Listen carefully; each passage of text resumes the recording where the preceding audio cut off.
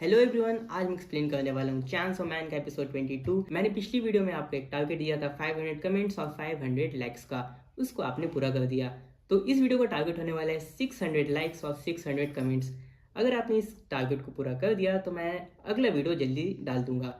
तो अगर आपने पहले के एपिसोड्स नहीं देखे हैं तो प्ले लिस्ट का लिंक डिस्क्रिप्शन में है, उसे जाकर आप देख लो, तब आपको ये एपिसोड समझ में आएगा। तो आइए मेरे टाइम खराब शुरू करते हैं इस वीडियो को। तो 22वां एपिसोड। रीस वहीं पर खड़ी रहती है और माँ की माँ कहती है कि मेरे एक दोस्त का फार्म है कंट्री में और हर साल मैं उससे देखने जाती हूँ, उससे मिलने जाती हूँ और उसकी थोड़ी काम में मदद करने जाती हूँ।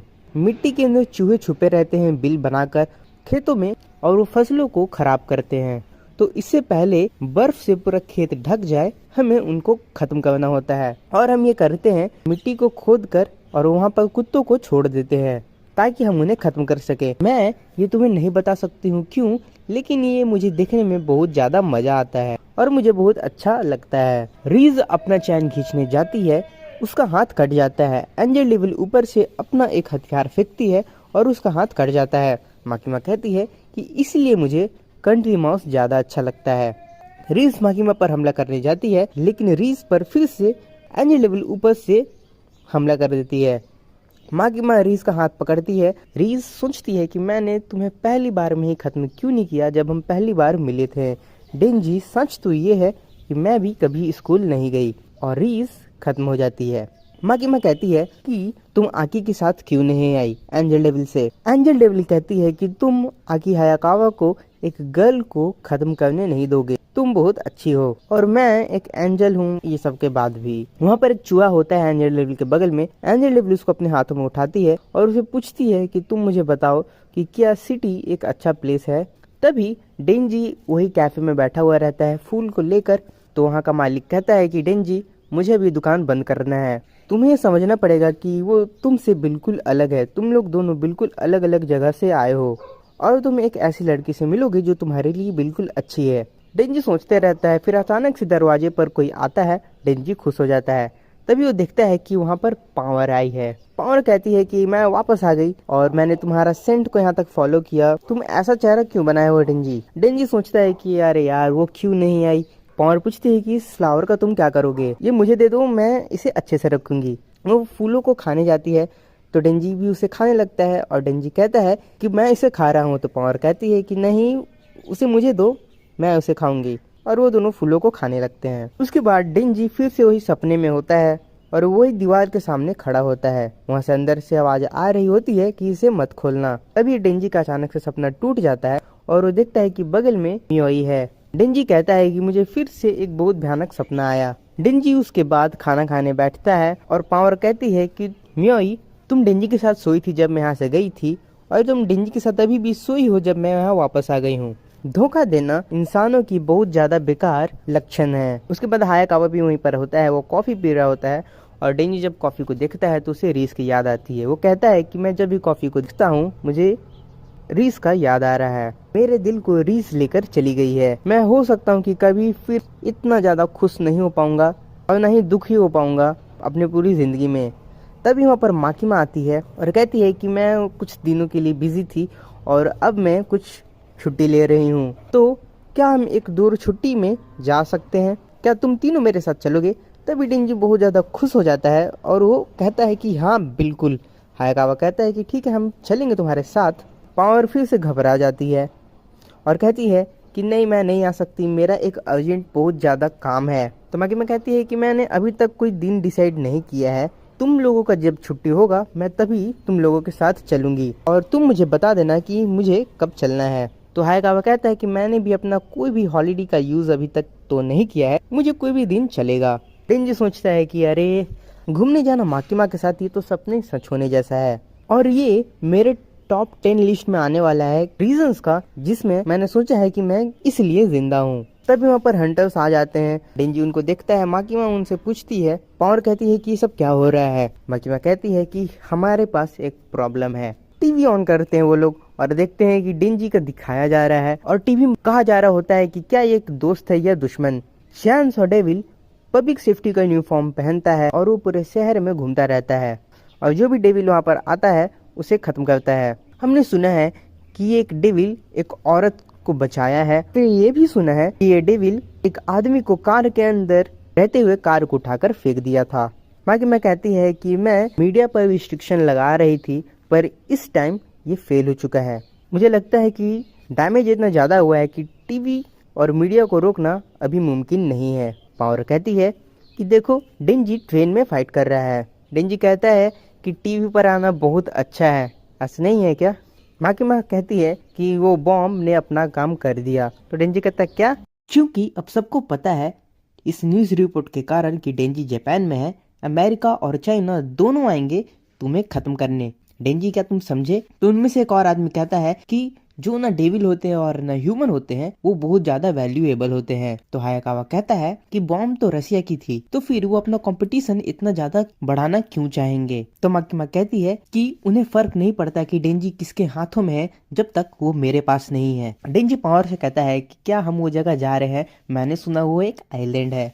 तो पावर कहती है कि अच्छा अभी सब बात हो रही है तो मैं तुम्हें कहना चाहती हूँ कि वो मेरा समर का घर है। माकिमा कहती है कि डेंजी हमारा विजिट पोस्टपोन्ड हो चुका है। तो डेंजी कहता है क्या? माकिमा कहती है अपने टीमों से कि कुसाकाबे और तमाकी को टीम 2 से बुलाओ, समझे, और सुबारू को टीम 1 से बुलाओ, समझे, और हाँ हिरोफुमी को भी बुला लो, हायर कर लो 1 महीने के लिए, समझे। विजिट पोस्टपोन्ड हो चुका है। पावर बहुत खुश हो जाती है। माकिमा कहते हैं कि डेंजी कुछ दिनों के लिए असैसिन्स पूरे वर्ल्ड से आने वाले हैं तुम्हें खत्म करने, इसीलिए तुम्हारा आजादी अभी थोड़ा दिनों के लिए भी बंद हो चुका है। डेंजी चौंक जाता है और वो फिर दरवाजा खोलते हैं और सब बाहर चल जाते हैं। माकिमा कहती है कि अभी बहुत सारे डिस्ट्रैक्शन आ रहे हैं लेकिन हम अगले साल गन डेविल से लड़ेंगे। और हायाकावा मैं तुम्हें वही काम में डाल रही हूँ, तो कोशिश करना कि तुम ये टाइम पर खत्म ना हो और हमें सबकी ताकत की जरूरत पड़ेगी गन डेविल को खत्म करने के लिए। हायाकावा सोचता है एंजल डेविल ने उसे कहा था कि क्या तुम्हें पता है डेविल कभी नहीं मरते, अगर वो खत्म भी हो जाते तो जब तक लोग उनके नाम का डर रखते हैं वो वापस आ जाते हैं कोई और फॉर्म में, लेकिन यहाँ पर नहीं, हेल में। और मुझे नहीं पता ये सच है या नहीं, लेकिन जो डेविल हेल में भी खत्म हो जाते हैं वो वापस फिर से यही दुनिया में आ जाते हैं। डेविल्स का ये कभी ना खत्म होने वाला एक साइकिल है, जन्म और खत्म होने का। तो हायाकावा कहता है कि तुम्हें नहीं पता, तुम भी तो एक डेविल हो, तुम्हें याद है जब तुम पहले हेल में थी? तो एंजल डेविल कहती है क्या तुम्हें अपने मदर का फॉर्म भी याद है? तो हायाकावा कहता है कि अच्छा मैं समझ गया तुम किस चीज पर आ रही हो। एंजल डेविल कहती है कि इस इन्फॉर्मेशन को किसी से बताना मत जो मैं अब तुम्हें बताने जा रही हूँ। एंजल डेविल कहती है कि मैंने कुछ डेविल से पूछा था और उन्होंने बताया था कि उन्हें भी हेल याद नहीं है, लेकिन सिर्फ उन्हें एक चीज याद है और वो है एक आखिरी आवाज जो उन्होंने हेल में सुना था। तो हायाकावा कहता है आवाज? तो एंजल डेविल कहती है कि हाँ एक अजीब सा आवाज, और जितने डेविल से मैंने बात किया है सबने ये आवाज सुना है। तो हायाकावा कहता है किस तरह का आवाज? एंजल डेविल कहती है कि जब चांसो ने अपना इंजन स्टार्ट किया था वो फाइट में, वो ब्रॉम्स आवाज जो डेंजी ने किया था ये वैसा ही आवाज था। फिर अमेरिका में 3 लोग बैठे रहते हैं और वो बात करते रहते हैं कि मुझे एक चीज पता चला है और इस बार ये कोई डेविल हंटर का काम नहीं है, हम शायद एक पर्सन को खत्म करने वाले हैं। तो उनमें से कहता है कि हम एक आदमी को खत्म करने वाले हैं, क्या वो लड़की है? और जापान में बहुत सारी लड़कियां हैं, क्या मैं सही हूँ? तो उनमें से एक कहता है कि तुम सिर्फ लड़कियों के पीछे पड़े रहते हो, हम जो भी कंट्री में जाते हैं टीवी ऑन रहती है। उनमें से एक कहता है कि देखो हम इस चांस ऑफ आदमी को अमेरिका में लाना है और हमें इसके लिए बहुत सारे पैसे मिलने वाले हैं। उनमें से कहता है कि इतने सारे पैसे तुमने 0 तो काउंट किए थे ना ठीक से? तो उनमें से कहता है कि ये बहुत खतरनाक काम है। तो उनमें से एक कहता है हमें उसे पब्लिक सेफ्टी से निकाल कर लाना पड़ेगा और सारे पुलिस के प्रोटेक्शन से भी, और ये पब्लिक को पता भी नहीं चलना चाहिए कि हम एग्जिस्ट भी करते हैं, चांस है कि हम खत्म हो सकते हैं, हमें ये काम नहीं करना चाहिए। उनमें से कहता है कि चांस है हम खत्म हो सकते हैं, हम कभी खत्म नहीं होते हैं। उनमें से कहता है कि क्या तुम कोई मोमेंट को याद कर सकते हो कि जब तुम खत्म होने वाले थे, और क्या तुम खुद अपना खत्म होना इमेजिन कर सकते हो? तो कहते हैं कि नहीं। और वो कहता है कि जब गन डेविल ने हमारे पूरे घर को लेवल कर दिया था हम नहीं खत्म हुए थे, हालांकि हमारे मॉम, डैड और ग्रैंडमा सब कोई खत्म हो चुके थे, हमें एक डेविल निकल भी गया था, और जब हमारा पूरा जगह आग में था फिर भी हम खत्म नहीं हुए थे, और जब हम पॉइजन वाला फूड खा लिए थे हम फिर भी खत्म नहीं हुए थे। वो तीनों भाई कि हम कभी खत्म नहीं होते। फिर 2 आदमी, एक लड़का और एक लड़की, एक फॉक्स को हंट कर रहे होते हैं। वो लड़का कहता है कि सुनो, ये फॉक्स को खत्म करने का मुद्दा क्या है। तो लड़की कहती है कि टॉल्का, क्या तुम्हें कभी लगता है कि तुमने एक लाइफ को खत्म किया है। तो लड़का कहता है कि नहीं लाइफ, मैं तो बस तीर का वाइब्रेशन सुनता हूँ। तो लड़की कहती है कि अच्छा, और वो फिर एक फॉक्स को खत्म करते हैं। तो लड़की फिर कहती है कि टॉल्का, क्या तुम्हें लगता है कि तुमने एक लाइफ को खत्म किया है। वो लड़का कहता है कि मैं बस एनिमल्स का स्किन को यूज करता हूँ वापस भेजने के लिए। तो नहीं, मुझे नहीं लगता है कि मैं कोई लाइफ को खत्म कर रहा हूँ।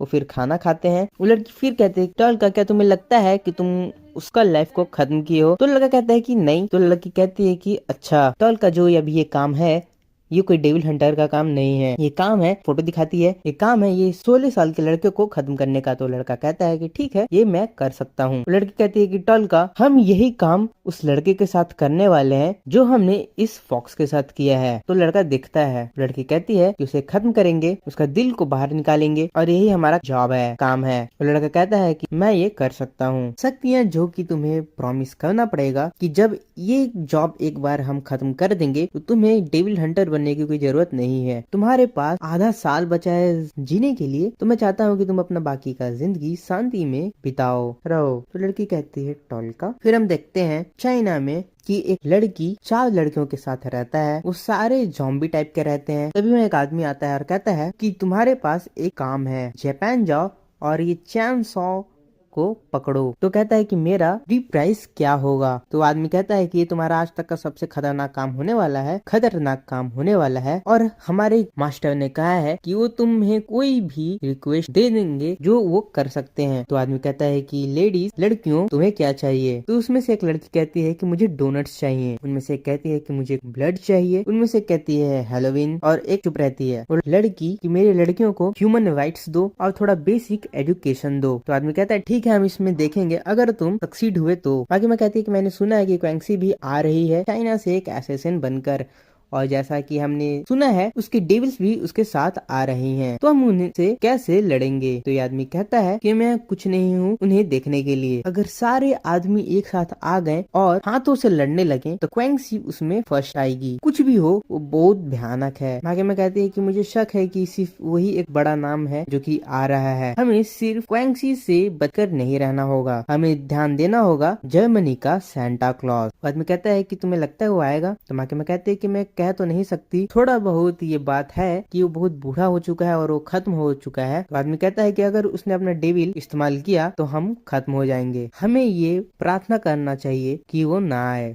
तभी जर्मनी में एक बूढ़ा आदमी बैठा रहता है और उसके पास एक आदमी आता है और कहता है कि क्रिसमस थोड़ा पहले ही आ गया है। तो आदमी कहता है कि तोहफा किसको मिलने वाला है। तो आदमी कहता है कि एक चांस और डेविल है, जापान में प्रचलित है, क्या तुम उसको खोज सकते हो। तो आदमी कहता है कि मेरा रिवॉर्ड क्या होगा। आदमी कहता है कि तुम्हें क्या चाहिए। तो बूढ़ा आदमी कहता है कि मैं चाहता हूँ 4 सुंदर दिखने वाले बच्चों को अडॉप्ट करना और उनका जो जेंडर है वो मैटर नहीं करता है। तो आदमी कहता है कि किस काम के लिए। तो बूढ़ा आदमी कहता है कि 3 को कॉन्ट्रैक्ट के लिए और 1 को सिर्फ और सिर्फ प्लेजर के लिए। तो आदमी कहता है ठीक है, मैं इसका अरेंजमेंट कर दूंगा। डेंजी सोया हुआ रहता है और टीवी पर देखते रहता है और सोचता है कि सबको मेरा दिल क्यों चाहिए, पोचिता कौन है, क्यों मैं माकिमा के साथ एक विजिट पर क्यों नहीं जा रहा। तभी वहाँ हायाकावा आता है और उस पर बैठ जाता है। डेंजी कहता है कि हायाकावा, मैं तुम्हारा सीट नहीं हूँ। हायाकावा कहता है कि ऐसा नहीं है कि सारे असैसिन्स तुम्हारे पीछे पड़े रहेंगे पूरी जिंदगी। अगर हम सारे असैसिन से डील करें तो बाकी का साइड भी वेट करेगा। और माकिमा ने कभी नहीं कहा है कि विजिट कैंसिल हो चुका है, वो सिर्फ पोस्टपोन हुआ है। तो डेंजी कहता है तो फिर ये सब क्या है, ये तो बहुत आसान है। तो अगर सबको मैं सिर्फ खत्म कर दूं तो हम विजिट के लिए जा सकते हैं। उसके बाद डेंजी और पावर